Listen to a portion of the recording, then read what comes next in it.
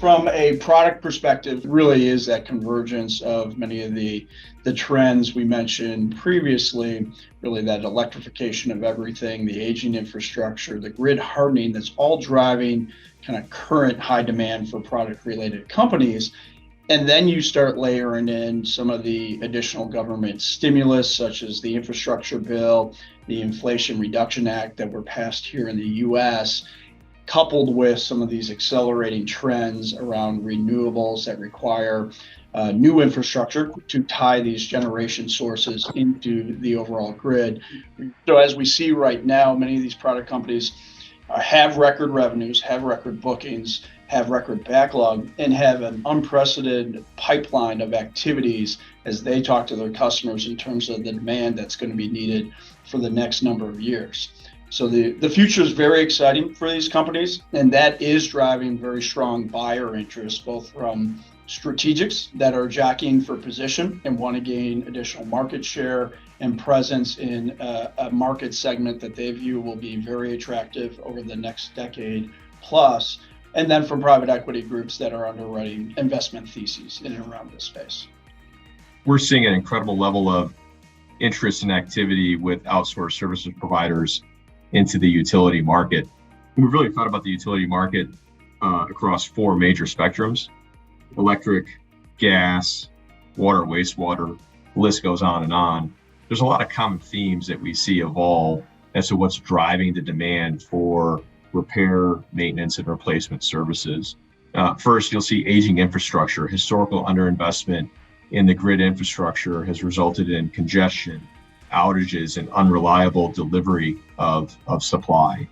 Increased outsourcing by the utilities as they continue to focus on their fixed cost base, as they respond to overwhelming repair needs, and properly maintain high cost of failure assets in order to focus on core operations. Regulatory support at the federal level, at the state level, helping increase the demand for maintenance and repair and replacement of aged old infrastructure. And then finally, funding mechanisms. For the electric and gas utilities, you see rate cases provide the utilities with a funding mechanism and motivating investment by allowing them to earn a return on the improvements and modernization they're making to the grid. For the water and wastewater infrastructure, you have the recently passed infrastructure bill that is allocating approximately $55 billion to improving the nation's water, wastewater infrastructure. There's some market-specific demand drivers as well that are creating incremental demand. So for example, within electric, you have grid modernization and hardening requirements. There is the ongoing build out of a massive renewable infrastructure. You have increasing storm severity, especially in the South and Southeast, that is increasing demand for emergency restoration and response services. Within the gas utility market, you have distribution pipeline that was installed 40, 60, 80 years ago that's leaking now gas into the environment. It's creating a massive public safety issue due to risk of explosion. It's creating environmental damage with trees dying because of the methane being leaked. You have water, wastewater infrastructure that is well beyond its useful life and requiring a significant amount of attention. Software and technology adoption in the utility industry really has historically lagged quite a bit, but that's changing quickly today. And in many cases, the only way utilities can evolve quickly enough to keep up with these massive industry changes is really to adopt software and technology. As an example of that, on the operational side, software is required to evolve from what was once built as a one-way grid to a bidirectional system that enables all this distributed generation that's been coming onto the grid, and then ultimately creates and paves the way for the energy transition.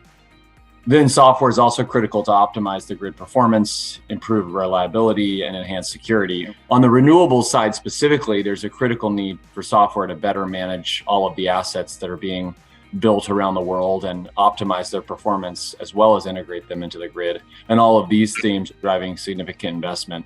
Finally, we're seeing increasing software and SaaS adoption in a variety of other areas. For instance, improving customer engagement and driving demand side efficiency, adoption to enable utility field workers to be more efficient and effective, and then adoption of software at the C-suite of the utility to figure out how to plan and manage all these investments and risks that are tied to the massive industry changes that they've got to deal with.